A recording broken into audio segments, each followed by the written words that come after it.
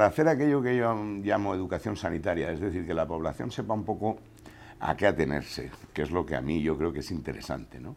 Porque muchas veces la gente viene y dice, mire usted, doctor, que vengo a poner unos análisis o vengo a poner una radiografía. Entonces, claro, le contestas, bueno, pues entonces, mire usted, ¿para qué estoy yo aquí? Porque usted lo que tiene que venir es decir, mire usted, doctor, me pasa esto y yo ya decidiré que para eso estoy, si lo que le hace falta a usted es una radiografía o una analítica o este tratamiento o el otro. Porque la medicina es de tanta complejidad que nosotros que lo deberíamos saber todo, desde luego no lo sabemos todo, pero claro, sabemos más que la gente en general o que la población o que los políticos o tal. Entonces, indudablemente el médico siempre pretende lo mejor para el paciente y quedar bien con el paciente. Y por lo tanto le va a dar a uno lo que verdaderamente necesita. Muchas veces eso es difícil de entender por la gente, ¿no? Porque yo tuve un caso de que mandaba un medicamento que se usaba para las tricomonas en mujeres y tal, y el enfermero me decía, pero José María, que se ha equivocado usted porque le está mandando usted esto. Digo, no, es que para lo que tenía él, la enfermedad que tenía, una enfermedad rara, gangrena y tal, pues es lo indicado, y porque para eso es difícil encontrar un medicamento, y lo que pasa es que normalmente el uso de ese medicamento era para eso. Por ejemplo, la inhibición de las contracciones uterinas, hay un medicamento que es el Ventolin, que lo conocen mucho los bronquíticos. Bueno, pues es un inhibidor de la musculatura lisa. La musculatura lisa es aquella que está en el útero, en los bronquios, y por lo tanto, inhibiendo con Ventolin esa musculatura lisa, se produce una relajación cuando hay contracciones uterinas porque hay una amenaza de parto prematuro. O sea que muchas veces lo que nos parece que dice, este tío se ha vuelto loco porque me manda una cosa para el pulmón cuando lo que yo estoy es embarazada. Pues no, las cosas tienen un porqué.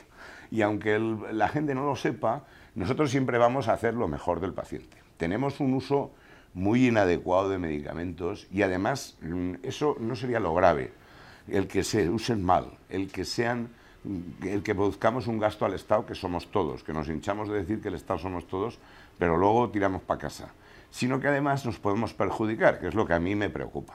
Los poderes públicos no han hecho la educación sanitaria, que a mí me parece una importancia decisiva. Yo siempre pongo un ejemplo, y es que si yo les preguntara, le preguntara a usted, ¿qué plato de cuchara es el que más le gusta a usted? Pues usted diría, pues el que fuera, los gazpachos. Y seguramente si a continuación le dijera, ¿y qué gazpachos los que hace su madre? Seguramente me contestaría, los que hace mi madre. ¿Por qué? Porque aunque los que hace su mujer, o los que hace su suegra, o los que hace su cuñada son buenos, pero uno está acostumbrado hasta que se casa durante 25 o 30 años a comer un tipo de comida, que es la que ha comido en su casa, y por lo tanto esa es la que encuentra buena. Esto es lo mismo. Si nosotros nos acostumbramos a que para ir al servicio o para ir al váter hay que utilizar pastillas, si nos acostumbramos a que porque estoy un poco nervioso me tengo que tomar un tranquilizante, y estamos haciendo una cosa que es peligrosa, porque ansiolíticos se están usando en España una cantidad importantísima. Antibióticos no necesarios y de uso de automedicación, que uno se lo toma porque piensa que si está constipado se tiene que tomar antibióticos, que es un error, que no hacen falta para nada, ni sirven para nada, y son hasta perjudiciales porque bajan las defensas. Pues siempre el médico es el que mejor va a entender, y por supuesto el farmacéutico. Y desde aquí mi felicitación al Colegio de Farmacéuticos, porque concretamente en Albacete se está siguiendo muy rigurosamente en las farmacias el tema de que la prescripción lleve su debida receta, que además a nosotros no, las recetas, cuando otras profesiones han querido recetar y tal, o sea, para nosotros no es una cosa cómoda la receta, porque dejas por escrito y firmado y con tu cuño y tal una indicación tuya que como te equivoques tienes una responsabilidad en un papel firmado y sellado. Pero bueno, nosotros lo asumimos porque es nuestra responsabilidad. Pero yo quiero que la gente se conciencie que no estamos hablando de ahorro, porque muchas veces el Estado se implica el ahorro y la gente cree que lo decimos por ahorrar. No, lo decimos por la salud de la población. Yo creo que los pacientes creen que aquello es una máquina donde uno llega, mete la moneda y se lleva la Coca-Cola. Y entonces, claro, no entienden que el médico tiene que ser el profesional que por su propio bien le va a decir la indicación que sea más ajustada a su proceso. Eso la gente no lo entiende, y yo lo digo con todo el cariño del mundo, ¿eh? Yo me he llevado, gracias a Dios, siempre bien con mis pacientes, pero a base de hacer mucha educación sanitaria, porque la gente no lo comprende, la gente cree que puede ir a pedir, que nosotros somos el que firma, el que pone el cuño y se lo da. No, nosotros somos médicos, nosotros estamos para diagnosticar. Desgraciadamente, por las listas de espera, por la falta de profesionales, por los recortes, por la falta de contratación, somos menos de los que deberíamos ser y tenemos poco tiempo para hacer lo que es explorar al enfermo y ver al enfermo debidamente, porque muchas veces se nos pueden, por hacer las cosas deprisa, se nos pueden escapar cosas, ¿no?, que son importantes.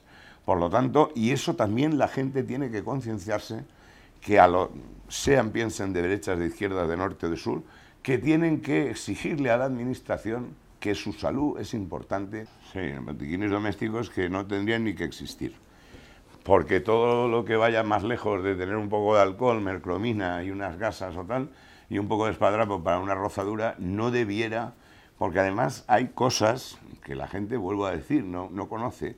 Hay una enfermedad, por ejemplo, que se llama el pénfigo, que te salen unas ampollas y es mortal. Y entonces tú puedes pensar que esas ampollas que te salen es una urticaria, es una alergia que no tiene mayor importancia. Ya que tenemos el médico gratuito, accesible, universal, que se nos llena la boca de decir sanidad pública y universal y gratuita para todo el mundo, pues bueno, vamos a usarla, vamos a ir al médico para lo que sabe. Porque cosas a las cuales no les damos muchas veces importancia. Yo recuerdo una vez una mujer que estaba embarazada y me vino porque decía que le habían salido debajo de las uñas unas rayitas rojas. Claro, eso es un trastorno de coagulación, en unas petequias y unas que estando embarazada, pues era una cosa que es de una gravedad, y la mandé al hospital y luego me dijo, mire, pues en el hospital me han dicho que menos mal que me ha mandado usted porque si no corría peligro mi vida y la de mi hijo. Es decir, cosas que nosotros pensamos que no tienen importancia y que pueden tenerla, y para eso está el profesional, como el arquitecto, como el ingeniero, como todo. En principio, el profesional es el que sabe lo que tiene que hacer y lo que es mejor para el paciente. Hay varias formas de compra de Internet. Está la compra desconocida, que bueno, pues ofrecen pastillas de Viagra que son más baratas y la gente las compra y no sabe lo que te están vendiendo, porque eso vete tú a saber de dónde viene y de dónde ha salido y lo que contiene, ¿no? Porque muchas veces la gente tiene que saber que los medicamentos, muchos de ellos son naturales, o sea que son extractos de plantas algunos de ellos, pero claro, plantas cuantificadas en miligramos, que no es aquello de decir hago una tisana con esta planta, ¿no?, y me la bebo y tal. Hay muchas plantas, incluso drogas. En La Mancha, por ejemplo, yo soy aficionado a la caza y muchas veces cazando yo he encontrado opio salvaje por el monte. O sea, y eso la gente no lo sabe, porque no sabe qué planta es. Incluso mucha gente tiene esa planta, la tiene en su patio de su casa porque es muy bonita. Es una planta que da una flor muy bonita. Pero claro, a mí me han dicho en algunos pueblos, mire usted, cuando el chiquillo no se calma, le hacemos una tisana con esto y se queda muy calladito. Claro, se queda muy calladito, pero claro, eso no es exactamente lo que se debería hacer. Entonces la gente lo hace con buena voluntad, pero sin saber muy bien a qué atenerse. Entonces eso es peligroso.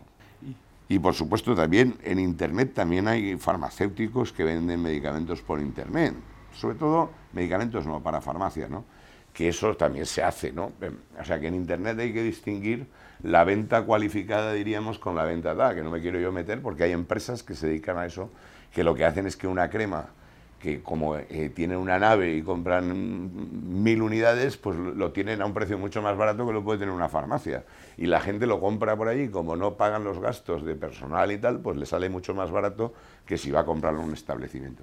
Pero que mucho cuidado Internet, porque dice muchas cosas que son buena información, pero también dice muchas mentiras y muchos bulos y muchos mitos, ¿no? Consumimos muchísimos medicamentos, hacemos muy mal uso de los medicamentos, de los antibióticos estamos causando unas resistencias que luego hacen que el antibiótico a ti no te haga nada, porque resulta que se ha usado mal. Y como se ha usado mal, la gente se lo toma 3 días, aunque le digas que se lo tiene que tomar 7, y se lo toma 3 días, que no, como ya me bajó la fiebre, pues ya lo he dejado. Y entonces haces que el bicho sea resistente a ese antibiótico, y cuando lo vamos a volver a usar en otro paciente, pues no hace el efecto que debiera, ¿no? No estamos concienciados. No obstante, también en esto, a mí me gusta ser franco, diríamos, la parte del pastel referente a la farmacia y la farmacopea, los medicamentos, es muy pequeña en relación a lo que suponen las pensiones, las bajas, las jubilaciones, porque, por ejemplo, las bajas laborales tienen un descontrol máximo. A mí el otro día me llamaron de la Asociación de Afectados de la Hepatitis C, cuyo tratamiento vale 42.000 euros y que, claro, en ellos les va la vida, ¿no? Y, lógicamente, tienen todo el derecho, como decíamos antes, igual que las personas mayores, ¿no? Evidentemente, ese medicamento concretamente vale 300 euros, el producirlo, y se vende a 42.000. Y hay sitios, por ejemplo, como en Egipto, donde se vende a 500 euros, porque han conseguido el gobierno egipcio el comprarlo a ese precio. Pero también hay que tener cuidado con esto, ¿eh? Porque las empresas farmacéuticas ganan ese dinero, pero para sacar ese medicamento se han intentado 10.000 medicamentos que se han quedado en el camino, porque luego al final se comprueba que son dañinos o que son perjudiciales o que en personas humanas no van bien. Y entonces esa investigación hay que pagarla muchísimo, porque yo te diría que a mí me llamó la atención al principio de ejercer que aproximadamente un 25 o un 30% de las recetas que yo hacía eran tranquilizantes, ansiolíticos, antidepresivos. O sea, la gente está... claro, estamos con estrés y claro, vamos agobiados y entonces decimos pastillas. Y entonces hay determinadas pastillas que incluso se llaman la pastilla de la felicidad, ¿no? Entonces, lo que antes nuestras abuelas tomaban el chocolate, que libera dopamina en el cerebro, que es la sustancia de la recompensa, y es un poco la sustancia que cuando el organismo está contento y a gusto, libera dopamina. Y el chocolate tiene adictos al chocolate precisamente por eso, lo mismo que el café es una droga.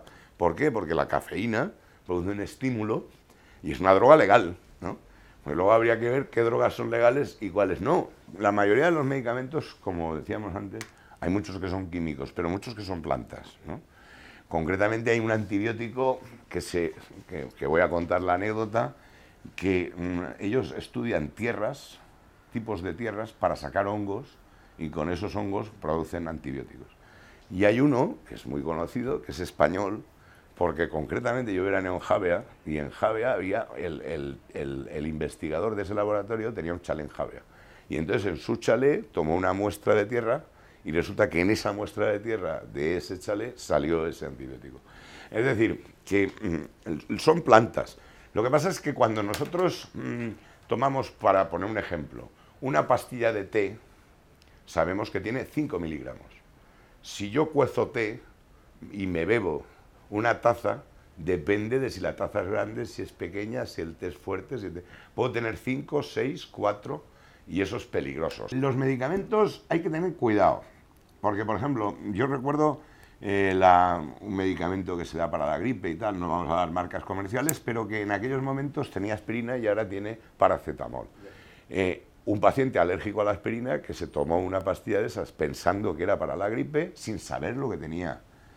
Y claro, ¿qué pasa? Que le produjo una reacción alérgica con un broncoespasmo que estuvo a punto y tuvimos que tratarlo urgente y tal. Y se puso muy malito. Es decir, hay que saber lo que uno toma. Entonces, aunque sean... ¿Qué no requiere receta? Las especialidades publicitarias, que son todas aquellas que salen en televisión, ¿no? Que se anuncian por ahí. Esas no requieren receta. Pero no quiere eso decir que los medicamentos que compongan no tengan su importancia para determinadas patologías. Lo mejor es el consejo. En este caso, si no el consejo del médico, por lo menos el consejo del farmacéutico, que es un profesional muy bien formado en esa materia y que nos puede aconsejar. Porque el farmacéutico te preguntaría, ¿pero tienes alergia a algo? Esa pregunta, que es clave, no la hace la vecina. La vecina dice, a mí me tomé esto y me fue muy bien. Tómatelo tú que te vas a curar.